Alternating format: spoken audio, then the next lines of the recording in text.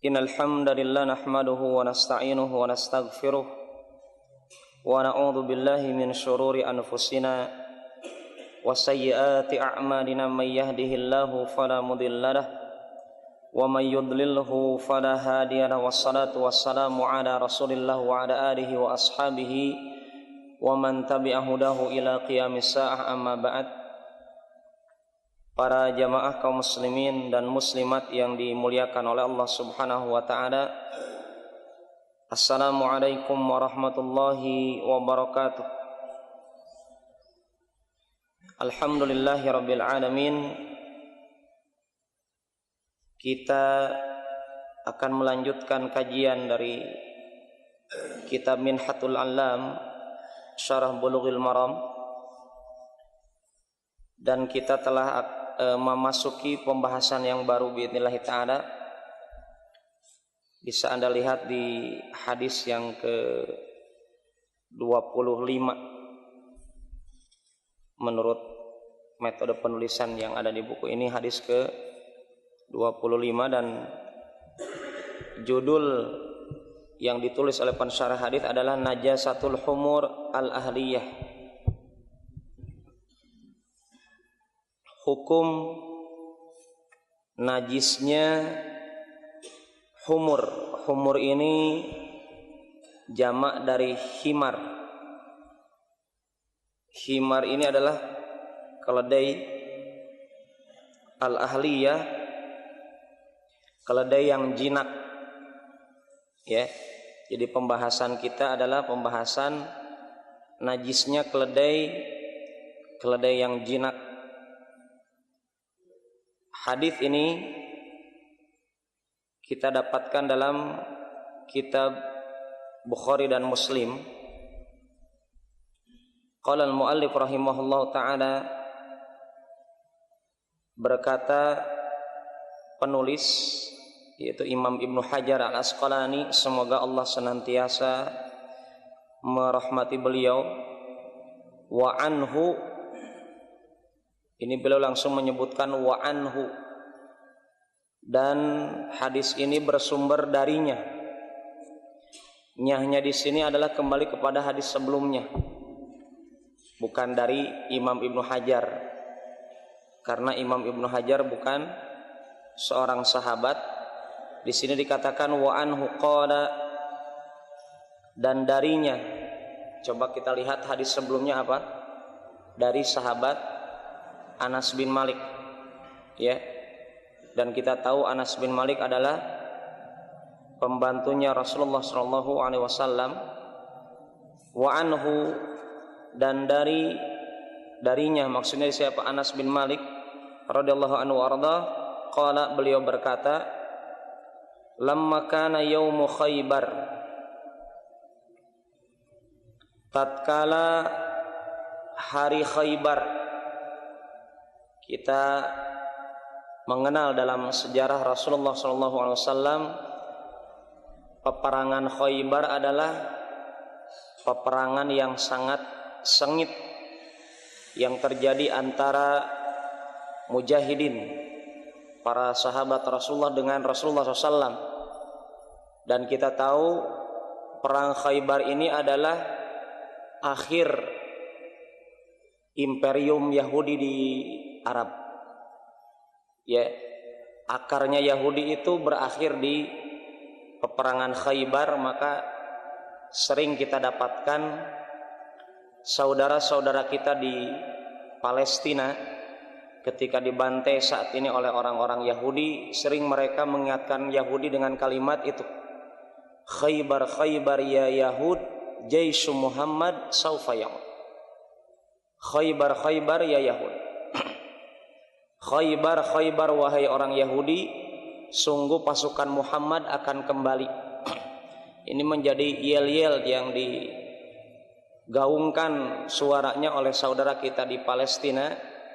Dan semoga Allah memberikan senantiasa kesabaran dan keistiqomahan mereka di dalam mempertahankan Baitul Maqdis, dikarenakan mereka bertahan menunggu janji Allah Subhanahu wa taala akan berbicaranya batu-batu dan pohon-pohon selain pohon Yahudi, pohon Gorqad yang saat ini sudah ditanam. Banyak sekali orang-orang Yahudi menanam pohon Yahudi di Palestina, karena sebelum hari kiamat terjadi akan Allah berikan kemampuan batu-batu berbicara kepada saudara kita dari kalangan umat Islam di Palestina. Dan ini adalah menjadi busyra, kabar gembira bagi orang-orang beriman yang menjadi penghuni Palestina. Maka bagi umat Islam yang mengingat janji Allah Subhanahu wa taala, mereka tidak akan pernah putus asa di Palestina, karena mereka bertahan untuk menunggu janji Allah Subhanahu wa taala. Sebagaimana juga perang Khaybar, kalau antum membaca surat Al-Fat, Allah sebutkan di ayat yang ke-20, Khaybar itu adalah janji Allah di masa depan bagi para sahabat dengan Rasulullah SAW. Maka itulah kita dapatkan sebagaimana orang-orang Palestina saat ini menunggu janji Allah, bersabar di sana.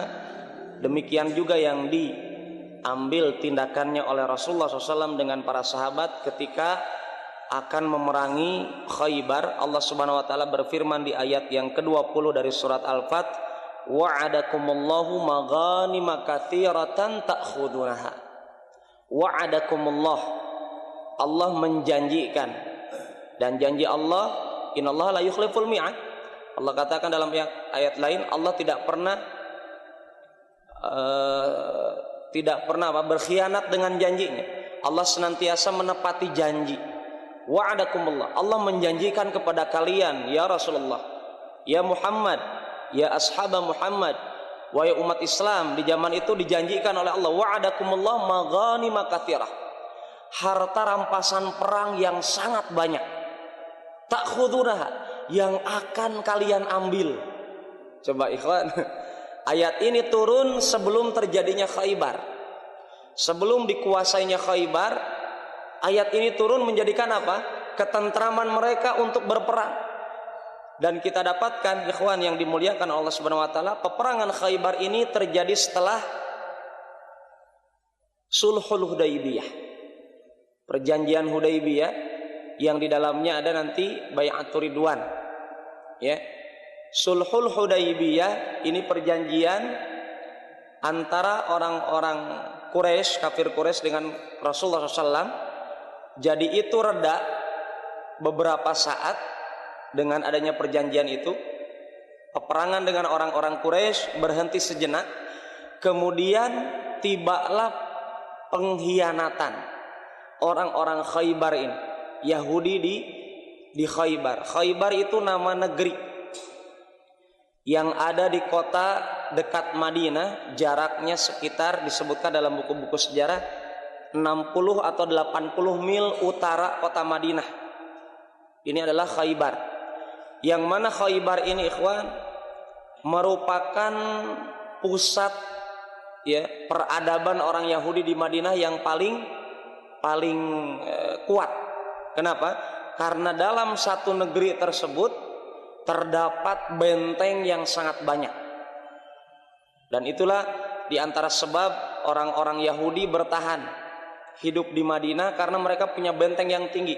Dan disebutkan dalam sejarah satu benteng itu dihuni oleh 1000 orang.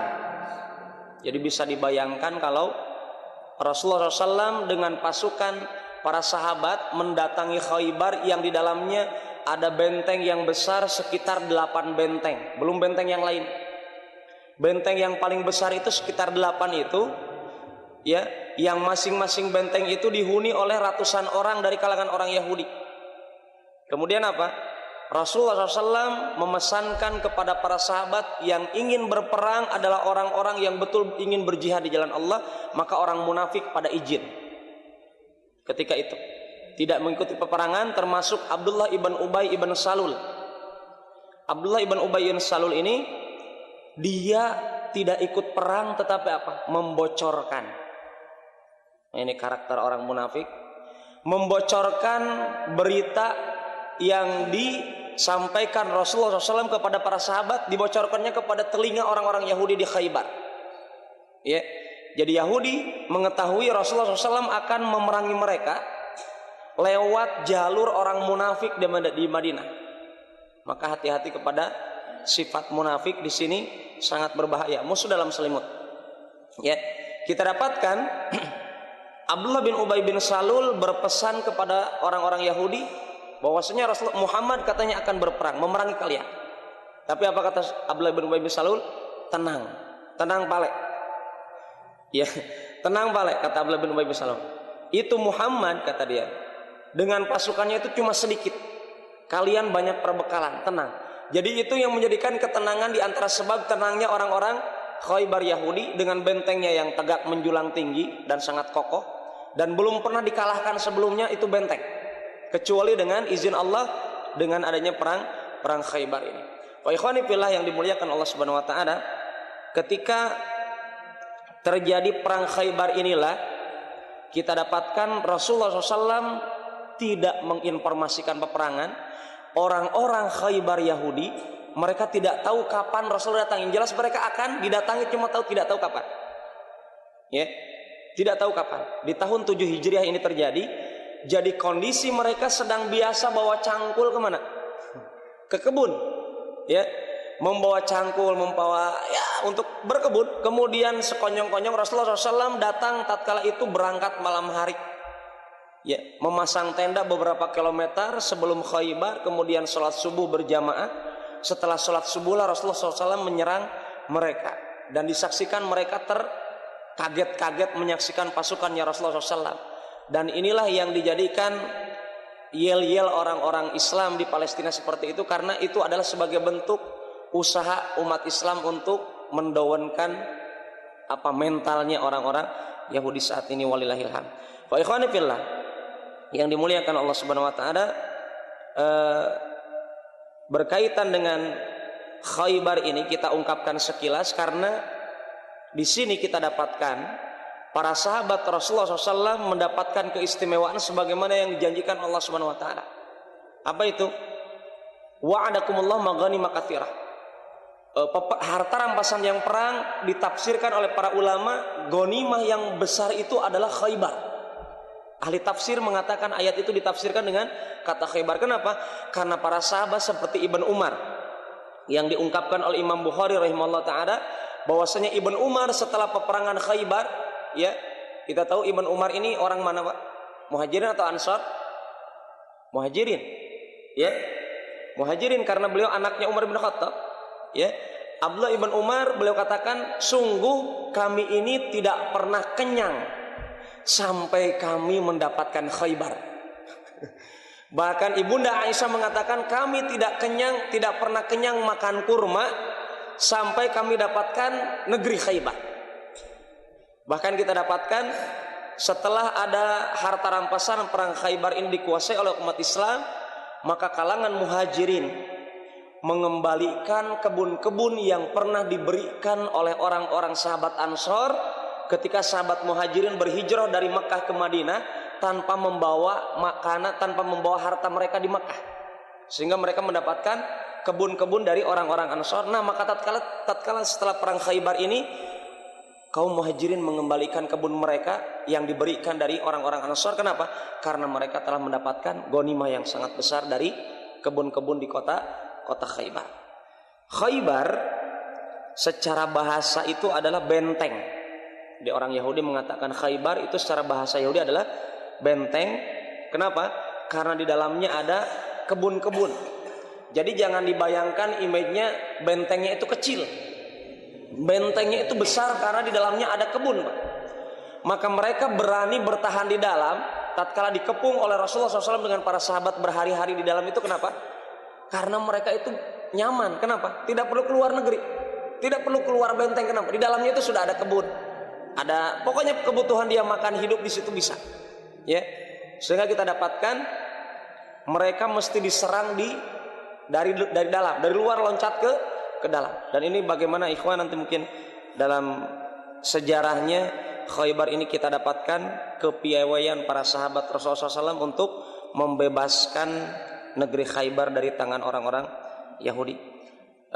Kemudian kembali kepada hadis ini, Anas bin Malik beliau katakan tatkala di hari Khaybar amara Rasulullah sallallahu alaihi wasallam Aba Talhah. Rasulullah sallallahu alaihi wasallam memerintahkan Abu Talhah. Siapa Abu Talhah? Abu Talhah adalah bapaknya Anas bin Malik. Jadi Anas bin Malik mendengarkan kisah ini, menyaksikan bahwasanya Rasulullah sallallahu alaihi wasallam memerintahkan bapaknya fanada. Maka bapaknya Anas bin Malik radhiyallahu anhu wa ardahu, beliau katakan, beliau memanggil, berseru. Maknanya apa? Rasulullah SAW memerintahkan bapaknya Anas bin Malik untuk mengumumkan kepada para sahabat Rasulullah SAW, innallaha wa rasulahu yanhaniyakum an luhumil humuril ahliyah. Sesungguhnya Allah dan Rasulnya yanhayanikum, yanhayanikum, ini bentuk musanna, larangan.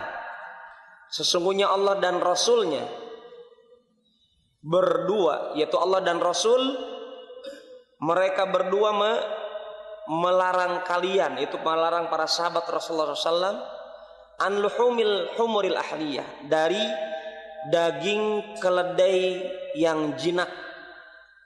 Ya, daging keledai yang jinak. Alasannya apa?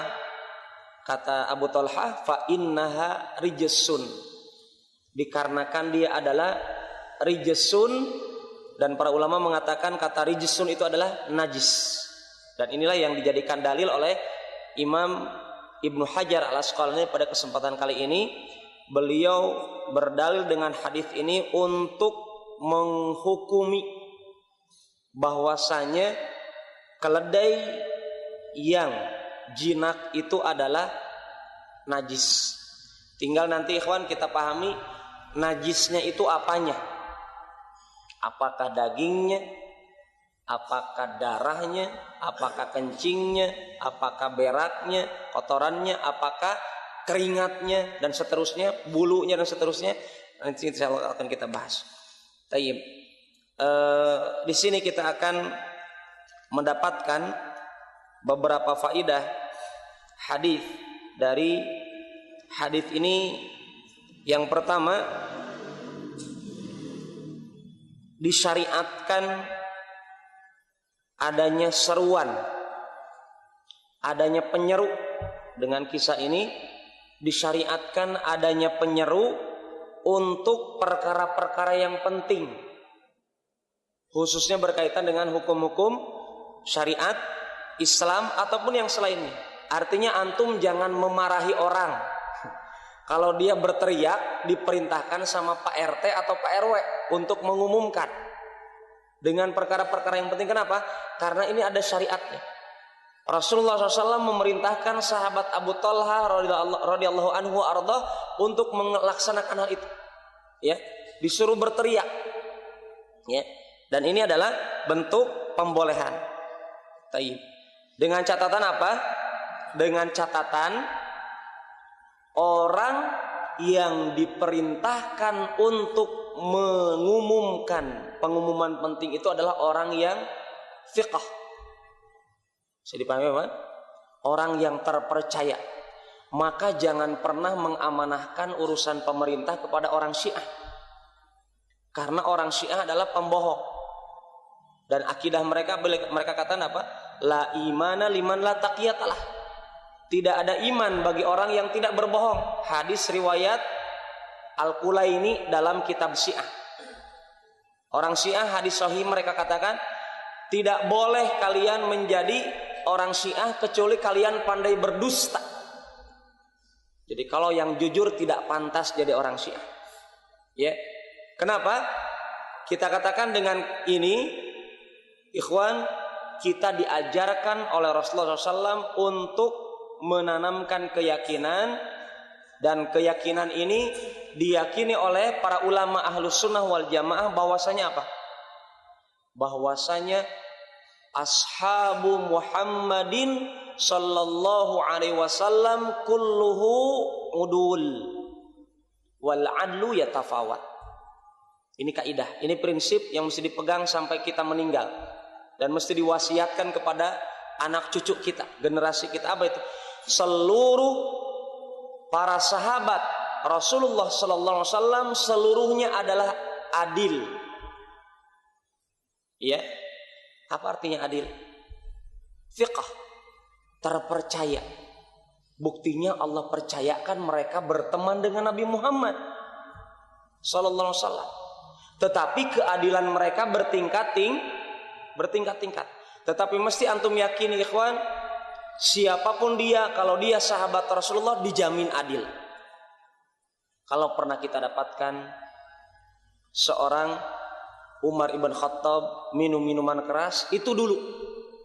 Setelah adanya larangan, maka beliau meninggalkan minuman keras sampai beliau meninggal tidak pernah mencicipi walaupun cuma satu tetes. Itu Umar. Dan itu bentuk keadilan Umar, menempatkan sesuatu pada tempatnya. Bukankah itu definisi adil? Menempatkan sesuatu pada tempatnya, dan itulah para sahabat. Maka apakah konsekuensi kata adil ini bagi para sahabat? Konsekuensi adilnya para sahabat yang ditanamkan akidah ini untuk kita bagi umat Islam, adilnya para sahabat adalah mereka orang-orang yang adil menempatkan hukum Al-Quran dan hukum hadis pada tempatnya. Ya, inilah yang dimaksud adilnya para sahabat Rasulullah sallallahu alaihi wasallam. Ini ikhwan catatan. Jadi antum kalau mau mengutus orang, mesti orang yang antum utus itu yang antum sudah kenal kepercayaannya, sudah antum akui bahwasanya dia orang yang bisa kita serahkan amanah. Ini yang pertama dengan hadis ini. Adapun yang tidak terpercaya maka tidak boleh dikatakan diberikan amanah.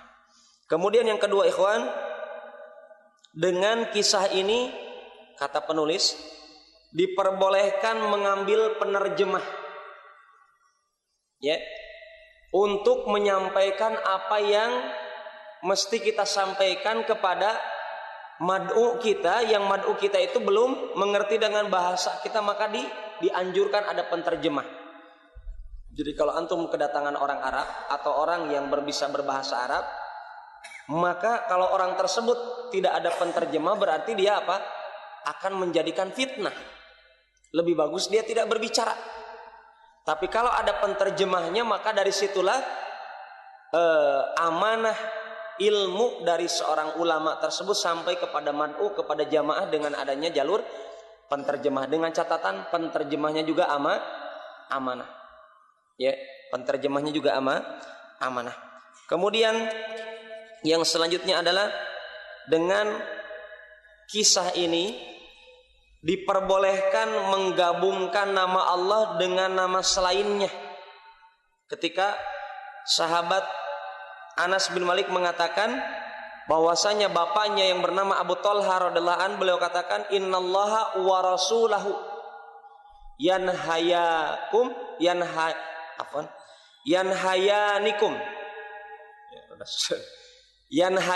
sungguhnya Allah dan Rasulnya melarang kalian. Di sini digabungkan lafaz Allah dengan Rasul. Ini diperbolehkan dan hanya khusus antara Allah dengan Rasulullah. Adapun dengan yang selainnya tidak diperbolehkan. Ya, tidak diperbolehkan. Kemudian yang selanjutnya ikhwan, dari kisah ini kita dapatkan ada teguran. Ya. Dari Rasulullah SAW pernah ada suatu ketika seorang sahabat berceramah di hadapan Rasulullah SAW. Kemudian sahabat ini mengatakan, man yuti'illaha wa rasulahu faqad rasyada wa man ya'sihima faqad ghawa. Barang siapa yang mentaati Allah dan Rasulnya, maka dia telah mendapatkan petunjuk. Dan barang siapa yang bermaksiat kepada mereka berdua, maka dia telah tersesat. Kalimat ini dimarahi oleh Rasulullah SAW, diingkari oleh Rasulullah SAW. Ucapan tersebut dimarahi kenapa?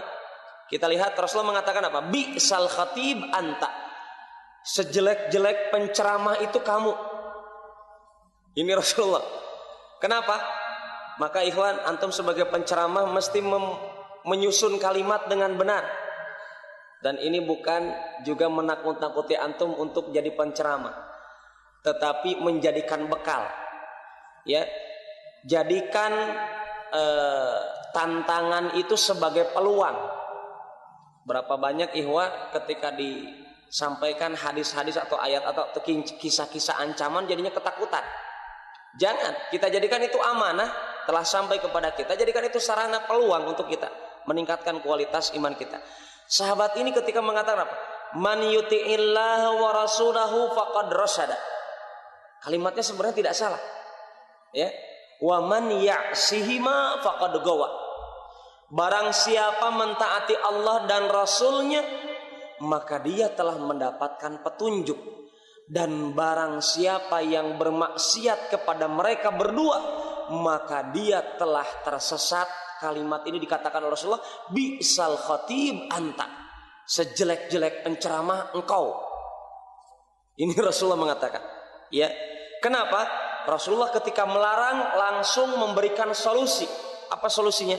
Kata Rasulullah, kul, katakan, wa man ya'sillaha wa rasulahu faqad ghawa. Barang siapa yang bermaksiat kepada Allah dan Rasulnya, maka dia telah tersesat. Ya, ikhwan, bisa dipahami? Di sini apa sebabnya pelarangan ini? Kita dapatkan khatib ini ketika dia berceramah, kenapa diingkari? Karena ketika dia khutbah itu posisinya khutbah yang mestinya singkat, padat dan mengena, tidak bertele-tele dan tidak ada kata-kata yang mengandung subhat. Jadi tolong ikhwan, ketika antum khutbah Jumat atau kita semuanya ketika khutbah Jumat, dengan kisah ini dianjurkan ketika khutbah Jumat jangan pakai bahasa kiasan. Ya, sehingga menjadikan pendengar para jamaah Jumat itu kebingungan. Yang dimaksud kayaknya itu, kayaknya ini, sehingga jamaah itu kebingungan. Maka tolong ketika khutbah Jumat jangan berbicara masalah-masalah yang membikin orang kebingungan. Maka Imam Ibnu Qayyim rahimahullah ta'ala, beliau memuji keindahan khutbahnya Rasulullah ketika khutbah Jumat. Kenapa? Karena khutbah Jumatnya Rasulullah itu adalah tegas. Ya, sebagaimana yang diungkapkan para sahabat Rasulullah SAW. Rasulullah SAW ketika khutbah itu ka'annahu yundirul jaish. Rasulullah ketika khutbah Jumat seakan-akan beliau memberikan peringatan kepada pasukan perang. Jadi khutbah Jumat itu jangan loyo. Ya, sunnahnya Rasulullah SAW ketika khutbah Jumat adalah keras memang. Ya, seperti orang kalau antum menjadi komandan, panglima perang, masa panglima perang, wahai pasukanku, tidak begitu. Pasti dengan keras. Ya, pasti dengan keras. Dan isinya khutbah itu adalah isi khutbah yang poin-poin penting dalam khutbah itu yang didengar. Bukan bertele-tele belok kanan, belok kiri, masuk dan seterusnya, sehingga ketika jamaah ditanya apa itu isi khutbah, tidak jelas, tidak ada. Itu adalah khutbahnya belum nyunnah. Khutbahnya belum sesuai sunnahnya Rasulullah SAW. Maka disinilah kenapa kalimatnya dilarang oleh Rasul ketika khutbah. Karena sahabat ini ketika khutbah dia katakan waman ya'sihima. Kalimat humanya ini yang dilarang oleh Rasulullah. Bi'sal khatib anta. Karena di situ ada isyarat huma di sini yang mungkin ada sebagian sahabat ataupun orang ketika mendengar khutbah dua huma di sini dua. Siapa di situ kembali kemana? Boleh jadi dia tidak fokus dengan kalimat sebelumnya, bisa dipahami Pak? Kemudian dia mendengarkan kalimat huma di situ sehingga dia mendapatkan apa? Dirinya kebingungan. Huma di sini siapa? Maka di sini ikhwan ketika khutbah mesti jelas dan tegas poin-poinnya. Dan inilah yang dikatakan oleh Imam An-Nawawi rahimahullahu taala. Ya, adapun kalau berkaitan dengan perkara-perkara hukum, seperti tatkala kita sedang kajian di sini, ini kan sedang menjelaskan hukum, maka tidak masalah kita ucapkan dengan huma ataupun mereka dan seterusnya, tidak masalah karena kita akan rinci. Ini berkaitan dengan masalah hukum. Ini yang dikatakan oleh Imam An-Nawawi rahimahullahu taala. Wallahu taala alam. Kemudian dari hadis ini kita dapatkan hukum dalil pengharaman daging keledai yang jinak. Ya, ada satu hadis disebutkan hadis riwayat Imam Abu Dawud, tapi hadis ini tidak sahih karena ada perawinya yang tidak dikenal. Ya, beberapa perawi yang tidak dikenal. Hadis yang mengatakan innama hurrimatha haramtuha alaikum min ajli jawalil qaryah. Hanya saja aku haramkan kepada kalian daging keledai itu, atau keledai itu diharamkan atas kalian dikarenakan keledai itu adalah sering berkeliling di kampung. Ini hadisnya adalah tidak sahih. Ya, hadisnya tidak sahih. Ya, sering berkeliling di kampung, ini hadisnya tidak sahih. Yang sahih adalah yang mengatakan apa? Innaha rijsun. Ya, innaha rijsun. Keledai itu adalah najis, itu yang dijadikan hadis yang kuat karena riwayat Imam muttafaqun alaih Bukhari dan Muslim. Maka ikhwan, mari kita fahami, kalau mungkin suatu saat antum diberikan harta rampasan perang atau antum mempunyai rezeki sehingga bisa beli keledai, ya, nah, ini hukumnya mesti kita pahami apa? Ana belum tahu di Kendari ada yang punya keledai atau tidak, wallahu taala alam. Ya, adanya juga kedelai. Ya. Kalau keledai tidak kita ketahui, kalau kedelai ada. Tayyib. Di sini kita dapatkan para ulama sepakat.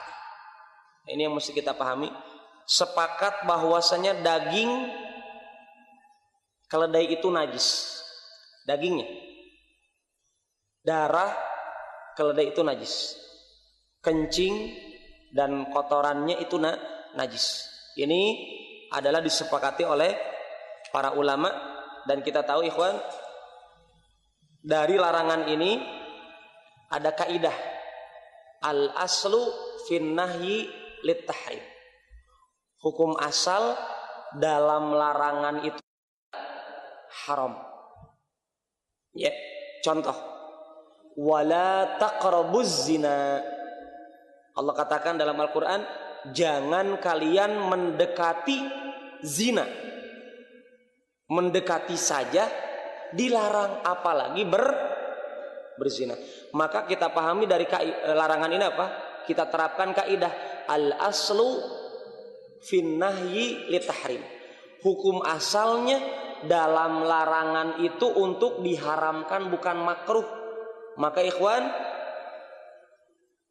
sarana menuju perzinahan itu adalah hukumnya mengambil hukum tujuan, itu berzina. Maka kita katakan kepada para pemuda atau mantan para pemuda yang masih pacaran di kantor-kantornya, atau di Facebook, atau di Twitter, atau di WhatsApp, atau di BlackBerry, kita katakan pacaran Anda dengan bentuk SMS itu adalah sarana untuk berzina kemaluan. Maka kalau berzina itu hukumnya adalah haram, maka sarana pun mengambil hukum tujuan itu diharamkan. Ya, berdasarkan ayat wala taqrabuz zina. Jangan kalian mendekati zina. Ya, jangan kalian mendekati zina. Kemudian sebagaimana kita katakan wala tulqu bi aidikum ila tahlukah. Ini dalil yang digunakan oleh para ulama untuk mengharamkan rokok Tuhan 9 cm. Ya, wala tulqu, jangan kalian lemparkan dengan tangan-tangan kalian bi aidikum, wala tulqu bi aidikum ila tahlukah. Jangan kalian lemparkan diri kalian kepada kebinasaan dengan tangan kalian. Apa itu? dalil ini digunakan oleh para ulama untuk mengharamkan rokok. Karena dengan rokok ketika orang merokok pakai tangan. Ya, dan itu lebih dominannya orang menghancurkan dirinya atau hartanya dengan tangannya, dengan kekuasaannya. Fa ikhwani fillah, kita katakan ini Allah katakan wala tulqu, ada larangan. Maka larangan ini apa? Kita katakan tadi apa kaidahnya? Al aslu fin nahyi lit tahrim. Hukum asalnya larangan itu untuk diharamkan. Ya, untuk diharamkan. Taib. Jadi antum pahami yang diharamkan disepakati apa? Daging, darah, kencing, dan beraknya himar atau keledai. Sekarang perbedaan pendapat para ulama terletak pada apa? Yang selainnya, keringatnya, ya, ataupun ludah, air liurnya, dan seterusnya, tulangnya, apakah itu tidak najis? Kita katakan di sini ada dua pendapat para ulama yang paling utama. Yang pertama mengatakan selain daging, selain darah dan kotoran itu ikut najis juga, ya, ikut najis juga. Dan ini yang dikatakan oleh Imam Ahmad rahimahullahu ta'ala. Hadisnya adalah, dalilnya yang digunakan adalah hadis yang kita sebutkan tadi. Kemudian jumhur para ulama, demikian juga ini riwayat dari Imam Ahmad dalam riwayat yang lain. Jadi kita lihat ikhwan, Imam Ahmad sebagaimana imam yang lain berijtihad, kadang dengan perkataan ini, kadang dengan perkataan yang berbeda. Bisa dipahami? Imam Ahmad dalam satu riwayat beliau katakan selain daging dan darah dan kotoran keledai itu adalah keledai yang jinak ini najis, tapi dalam perkataan yang lain itu beliau katakan apa? Suci. Ini Imam Ahmad. Dan kita tahu juga Imam Malik juga terkadang mengatakan demikian. Demikian juga Imam Syafi'i, demikian juga Imam Abu Hanifah. Apa itu? Perkataan mereka kadang A, kadang B, bukan pelin-pelan ikhwan. Tetapi apa? Mereka tatkala dimintai fatwa di momen tertentu, mereka berijtihad dengan menghukumi itu sejauh mereka memahami hukum waktu itu. Kemudian mereka mempelajari Al-Quran, mempelajari hadis, mempelajari perkataan para sahabat. Kemudian mereka simpulkan dengan pendapat yang baru. Dan itulah para ulama.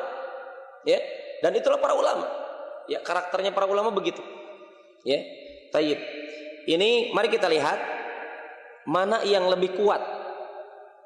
Apakah yang selain darah, selain daging, selain kotorannya itu suci? Dalilnya apa?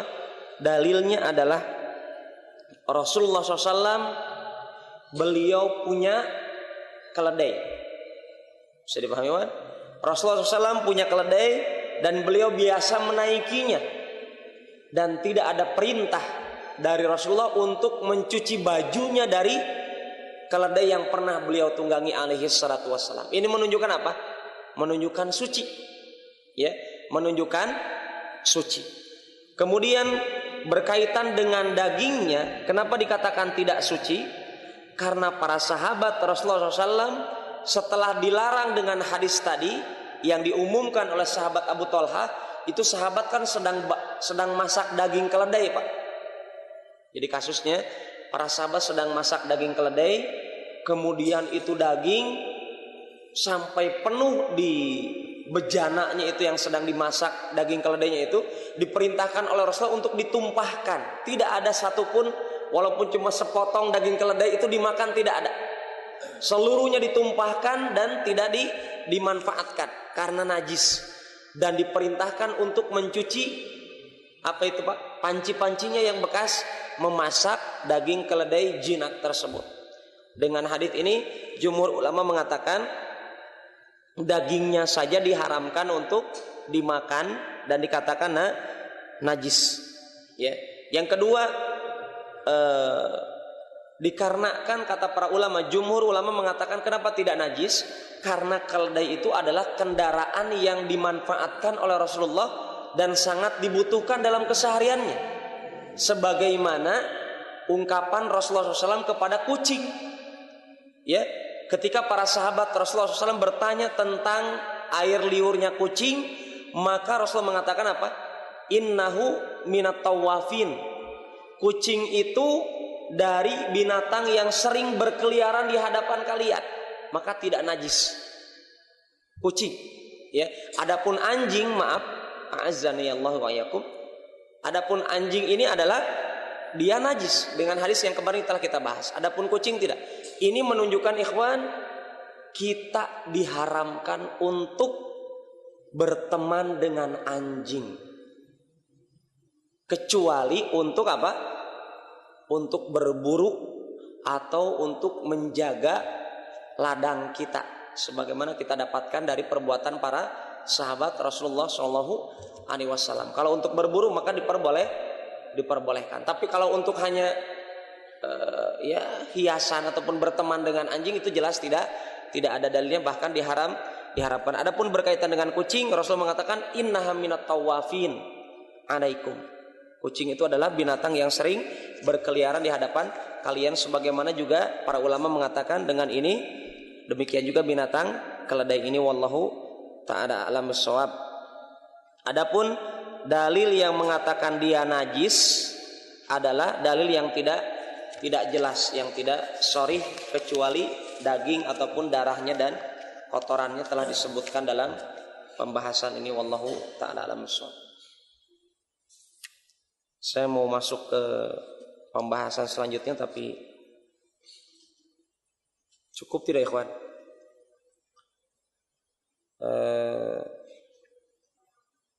Sucinya air liur unta. Mungkin saya bacakan saja karena ini cuma dua halaman. An Amr ibn Kharijah radhiyallahu anhu qala, dari Amr ibn Kharijah beliau berkata, khatabana Rasulullah SAW di Mina. Rasulullah pernah suatu saat berkhutbah di Mina. Wa huwa ala rahilatihi, beliau berada di atas kendaraannya. Berkhutbah di atas kendaraan dibolehkan.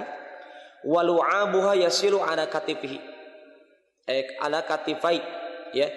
Dan ludahnya unta, jadi bayangkan ikhwan, unta, ya.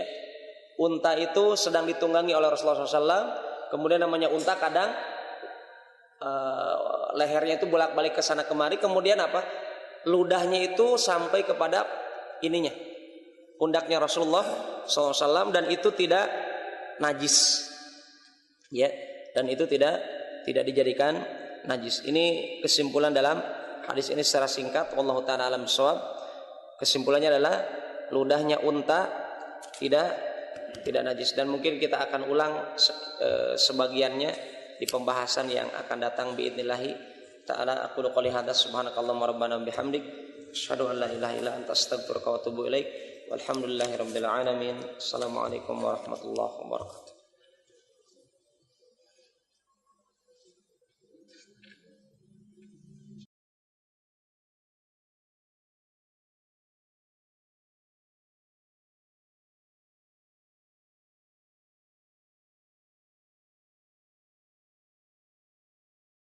Buka sesi tanya jawab, kami persilahkan. Barakallahu fikum.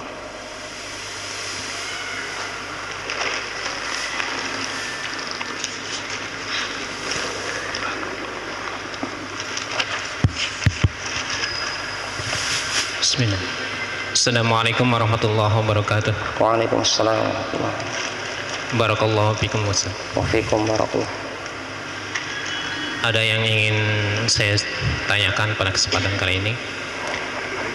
Ada salah satu ustadz yang masyhur di Kendari ini, ketika menyampaikan khutbah Jumat pada Jumat kemarin, beliau mengatakan bahwa surga itu tidak dikatakan surga ketika Allah tidak ridho kepada seorang hamba itu. Begitu pula sebaliknya, neraka itu tidak dikatakan neraka kalau Allah ridho kepada hamba tersebut. Jadi saya minta penjelasannya karena ini menyangkut salah satu pencucian otak juga, Ustaz. Jadi jangan sampai perkataan ini bisa menyesatkan kalangan atau kaum muslim yang pengetahuan keagamaannya masih kurang, karena dari beberapa khutbah yang pernah saya dengar dari salah satu ustadz tersebut, memang selalu mengedepankan dalil-dalil yang sifatnya akliyah gitu. Jadi lebih mengedepankan kepada akal pikiran. Jadi itu yang akan menggiring kepada kaum muslimin sehingga lebih berpikiran yang hanya menggunakan akal pikiran saja gitu. Itu saja Ustaz. Assalamualaikum warahmatullahi wabarakatuh. Waalaikumsalam warahmatullahi wabarakatuh. Innal hamdalillah nahmaduhu wa nasta'inuhu wa nastaghfiruh wa na'udzu billahi min syururi anfusina wa sayyiati a'malina, may yahdihillahu fala mudilla lahu wa may yudlilhu fala hadiya lahu. Wassalatu wassalamu ala Rasulillah wa ba'd. Berkaitan dengan ucapan seorang, ya, siapa saja, dan ini terlebih lagi, ya Pak, terlebih lagi adalah ucapan yang menjadi tokoh bagi umat Islam, itu mesti lebih hati-hati mengambilnya. Ucapan siapa saja tidak langsung kita terima mentah-mentah, kecuali perkataan Allah dan Rasul. Ucapan selain mereka, maka kita ingatkan diri kita dengan pesannya Imam Malik, qauli radun wa mardudun illa sahibah hadal qabr. Perkataanku kadang diterima, kadang ditolak, kecuali pemilik kuburan ini, sambil menunjuk kepada kuburannya baginda Rasulullah SAW. Karena kita tahu Imam Malik adalah imam yang tidak pernah khuruj. Beliau tinggal di Madinah, imam Darul Hijrah. Beliau katakan, beliau tinggal di Darul Hijrah. Apa itu Darul Hijrah? Dar, negeri tempat hijrah, itu Madinah An-Nabawiyah. Imamnya Madinah tatkala itu adalah Imam Malik. Beliau katakan, perkataanku kadang diambil, kadang ditolak, kecuali pemilik kuburan ini. Tayyib. Apalagi saya katakan perkataan tokoh. Ikhwan ingat, ya, Imam Syekh Muhammad bin Abdul Wahab di pertemuan kita ketika membahas kitab Tauhid telah menjelaskan satu bab khusus, sababu kufri bani Adam, ya, wa tarkihim dinahum huwal ghulu fis shalihin. Sebabnya kafirnya anak Adam, sebabnya anak Adam meninggalkan ajaran Islam adalah berlebihan kepada orang soleh. Maka ketika kita mendengar perkataan orang soleh tersebut, atau orang yang dikatakan soleh, jadi ada orang soleh, ada orang yang dikatakan soleh, berarti solehnya tanda kutip. Nah, kita katakan kalau dia dianggap soleh, dohirnya, tampilannya soleh, maka perhatikan perilakunya, ya, perhatikan perilakunya. Kalau ucapannya seakan-akan baik, maka perhatikan perilakunya orang tersebut apakah baik atau tidak. Taib. Ungkapan tadi surga tidak dikatakan surga kalau Allah tidak ridho. Bingung saya kalau dengar. Neraka tidak dikatakan neraka kalau Allah ridho. Kalau Allah ridho. Kalau Allah ridho. Dari mana dia dapatkan kaidah ini? Ya, ikhwan, cara menanggapi kalimat ini adalah surga katanya coba mari kita, saya juga awalnya bingung tadi.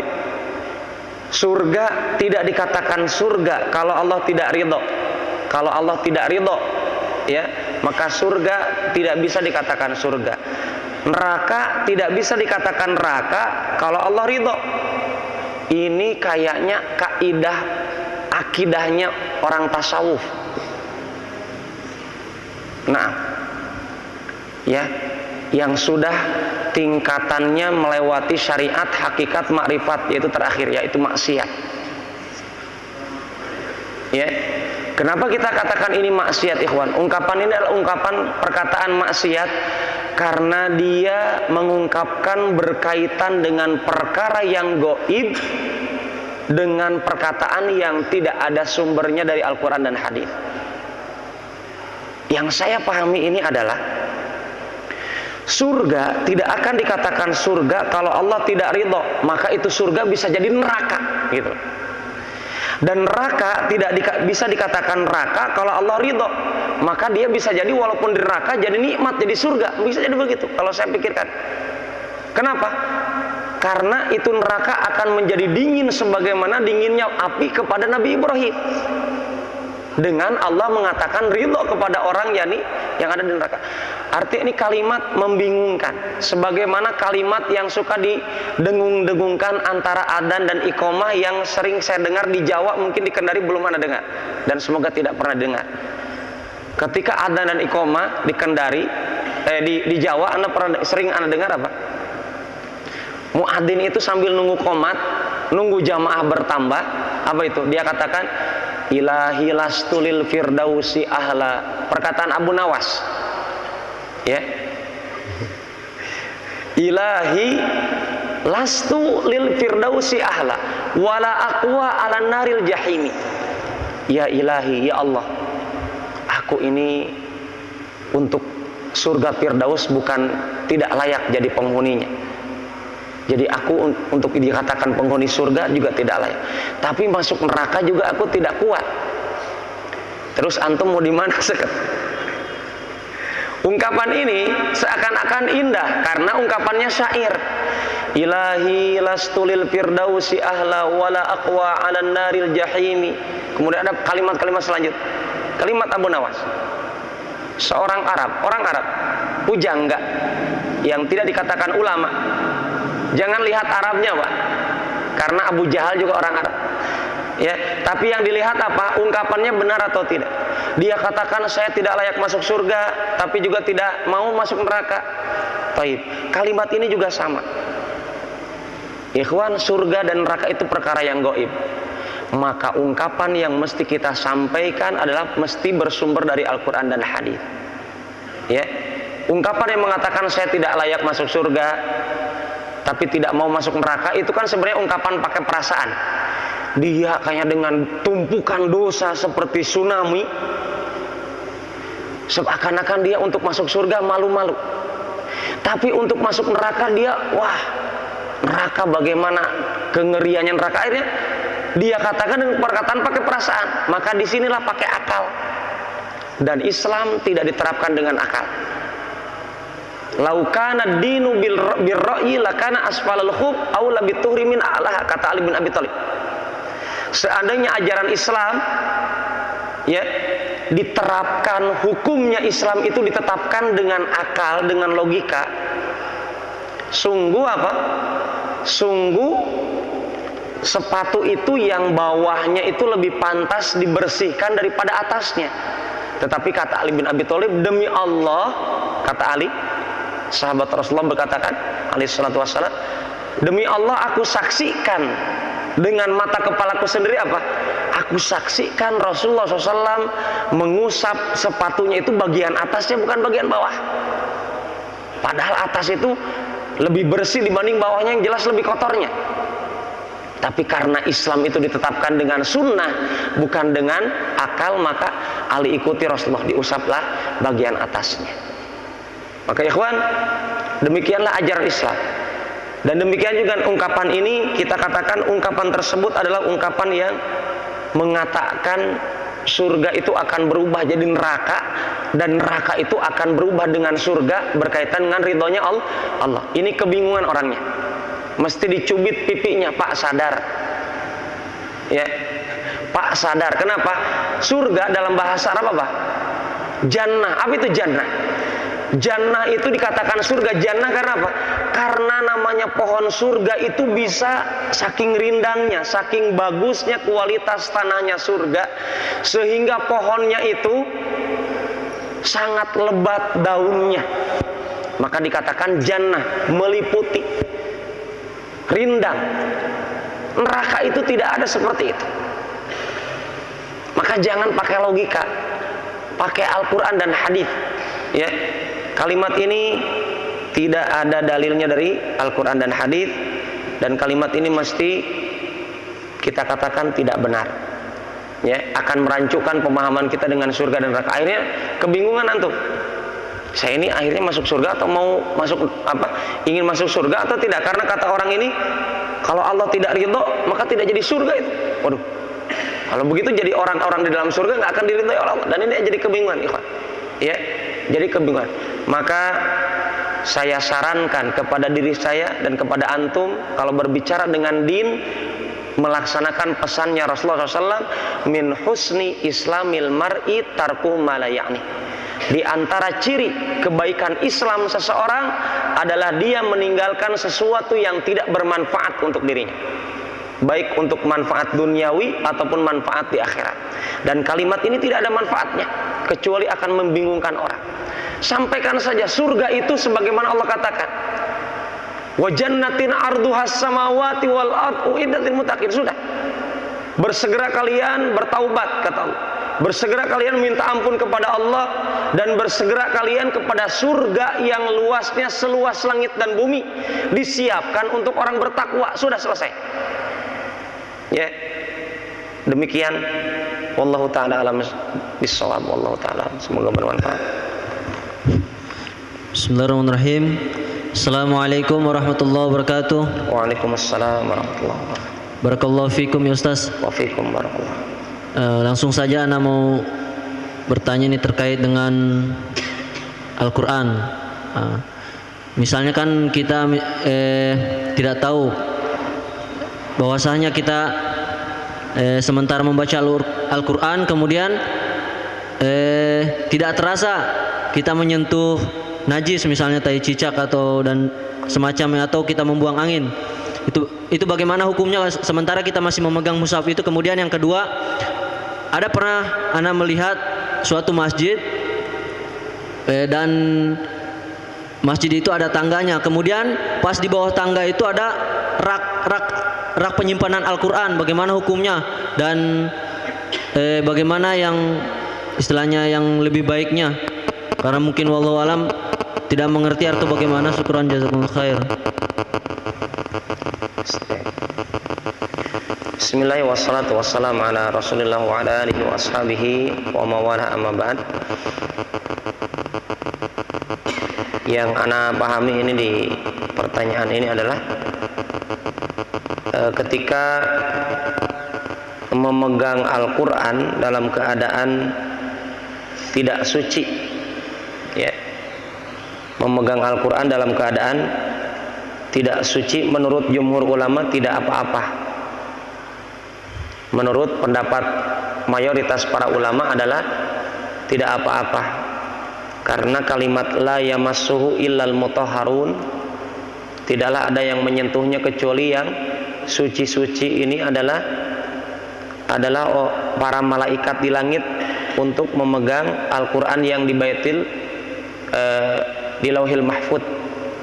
Ya, adapun berkaitan dengan Al-Quran di dunia ini, maka kita katakan tidak masalah untuk dipegang, tetapi Imam Syafi'i menganjurkan lebih utama untuk kita dalam keadaan bersuci, kecuali ada dalil-dalil khusus. Contoh, orang yang junub sampai dia mandi wajib atau mandi jinabah, atau berkaitan dengan wanita haid yang dirojihkan hadisnya sahih kata Imam Al-Utsaimin tentang wanita haid, demikian juga yang nifas, kecuali mereka menyentuh Al-Qur'annya dengan bihail.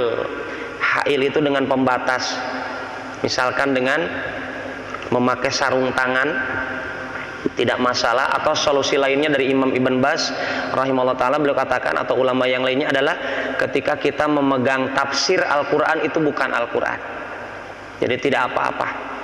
Tapi kalau murni Al-Quran maka tidak boleh. Kalau handphone ini Al-Quran bukan, di dalamnya ada Al-Quran, maka itu tidak masalah dipegang oleh orang-orang yang junub ataupun wanita yang haid, karena ini bukan Al-Quran. Tetapi kalau di dalamnya ada Al-Quran, itu bukan Al-Quran, karena tercampur dengan yang lainnya. Ya, Wallahu ta'ala alam bishawab. Yang dipermasalahkan, yang disepakati adalah tidak boleh disentuh itu adalah Al-Quran murni, Al-Quran seperti yang ada di sini, yang warna biru dengan kuning. Nah, kalau yang bawah itu tafsir muyassar, itu kan ada Al-Qurannya tapi ada perkataan manusianya, itu bukan Quran, itu tafsir. Dan Quran ya Quran, tafsir ya tafsir, berbeda. Ya, jadi demikian. Kemudian tadi Anda dengar kalimat tai cecak, itu yang Anda dapatkan dari ijtihad para ulama adalah tidak najis. Ya, berkaitan dengan tai cecak dikarenakan kita kesulitan untuk menghindari hal tersebut. Ya, karena cecak itu juga termasuk yang berkeliaran di sekitar kita. Tetapi ada hukum lain berkaitan dengan cecak, hadis riwayat Muslim, bunuh.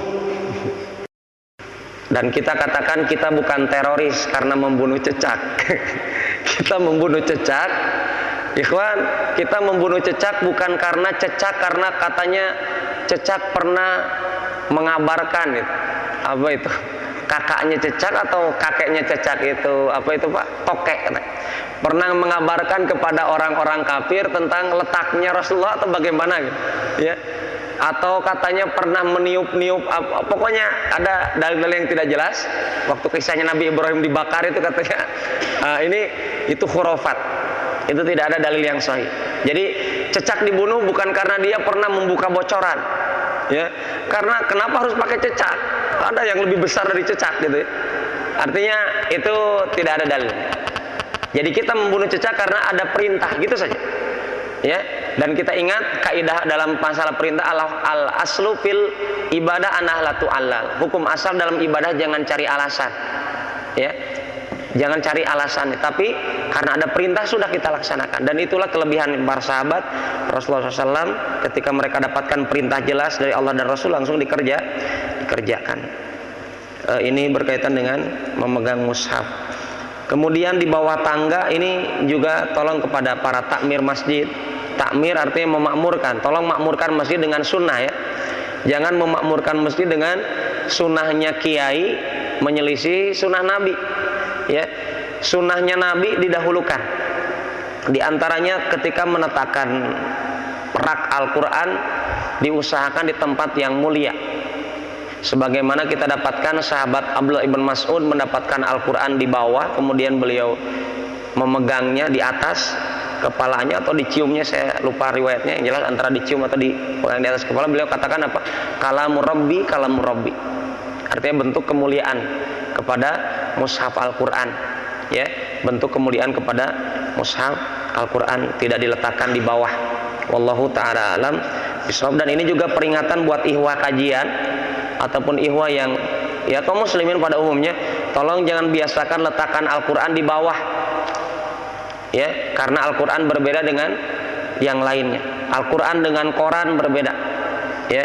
Dan itu yang dikerjakan oleh Abdullah ibn Mas'ud. Beliau katakan tatkala melihat ada lembaran Al-Quran di bawah, beliau katakan kalamu Rabbi, kalamu Rabbi. Dan perbuatan Utsman bin Affan radhiyallahu anhu ketika beliau mengumpulkan mushaf-mushaf, ketika terjadi perbedaan pendapat, ketika para qori berbeda cara bacanya, sampai hampir bunuh-bunuhan itu para sahabat dengan tabi'in gara-gara masalah itu, maka Utsman bin Affan berijtihad, dan ijtihadnya mempunyai kedudukan dalil yang kuat, yaitu ijma, ya, disepakati oleh para ulama bahwasanya perbuatan Utsman bin Affan dengan membakar Al-Quran itu bukan bentuk menghina Al-Quran, tetapi sebagai bentuk untuk menyatukan umat Islam, dan seluruh umat Islam yang di dalamnya ada siapa setelah Utsman?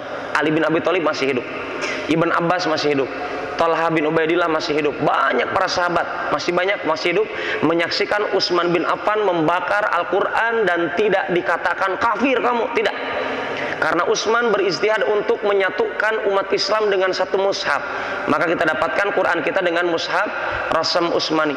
Rasam itu artinya lukisan, catatan ataupun tulisan dengan kesepakatan yang disepakati oleh Utsman bin Affan tatkala itu menjadi khalifah. Artinya di sini saya ingatkan, Al-Quran ketika kita bakar boleh. Kapan terjadi? Ketika Al-Quran tersebut kita dapatkan tercerai-berai, sobek-sobek di sana sini, ya, maka lebih utama kita bakar sebagaimana kita menghidupkan sunnahnya Utsman bin Affan. Beliau membakar untuk apa? untuk menyatukan umat Islam dan tidak meremehkan Al-Quran. Jadi ikhwan, ketika antum dapatkan misalkan ada lembar ujian nasional atau ujian internasional atau ujian apa saja yang ada ayat-ayat Allahnya, jangan diserahkan kepada di kilo, diganti itu cuma 100.000 atau 10.000 yang di dalamnya ada lafaz-lafaz Allah, mestikan antum bakar saja untuk menjaga, memuliakan Al-Quran. Dan itu di antara ciri beriman kepada Al-Quran, ya. Ciri beriman kepada Al-Quran adalah dengan itu, memuliakannya. Kok Pak Ustaz bisa memuliakan dengan dibakar? Ya itulah, ya, caranya begitu.